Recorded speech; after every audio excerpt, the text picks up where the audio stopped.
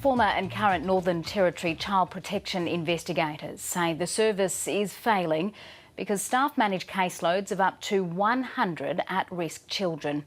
They allege workers who complain about pressure to close cases without enough investigation suffer bullying and harassment. 2 internal government reviews obtained by the ABC have backed up the staff complaints. Jane Bardon reports. An experienced social worker, Sinem Katanchi, moved to Australia for a job in child protection after working in Indigenous communities in Canada and New Zealand. And help Aboriginal people in horrifying conditions in Alice Springs and surrounding areas. She alleges she was given unmanageable caseloads. 70 caseload and even sometimes having 100 caseloads are obviously not manageable, and that doesn't provide any quality of service to children and families. Sinem says when she complained, she was bullied. She made workers' compensation claims and was dismissed in November. There are systemic issues, and that's why Territory Families hired an independent company to investigate. Her colleague Nayo Ripia says she had caseloads of up to 92 children in Tennant Creek and Alice Springs.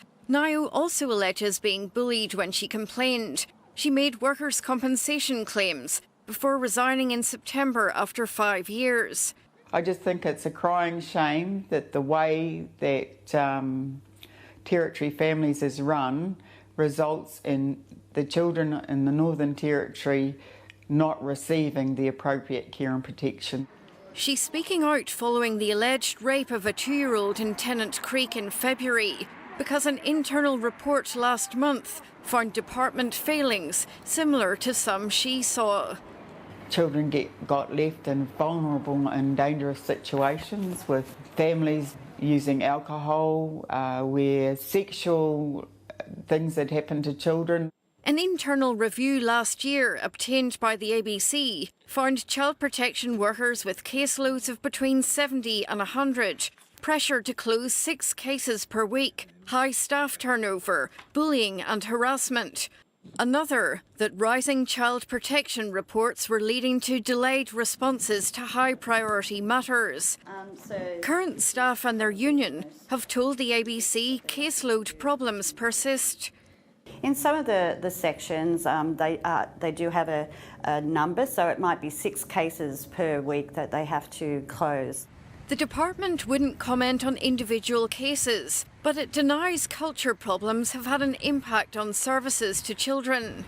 We don't use numbers of KPIs for frontline staff. If there's been any measure of case closures by number or something, it would be in a historical.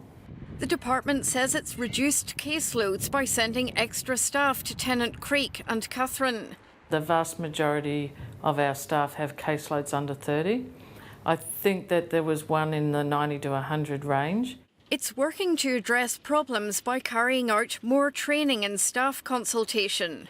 There was certainly a culture in the agency where people felt traumatised or that they were being driven very hard. I don't believe there's any workplaces now in Territory Families that have a toxic work culture. Unions feel the response to the internal reviews and similar Royal Commission findings hasn't been quick enough. It's been very slow, and all the recommendations haven't been implemented. Former workers who pushed back are living with the consequences. I'm just studying law now, hoping in the future I would be able to advocate children and families in legal arena. Hoping to help children in other ways. Jane Bardon, ABC News.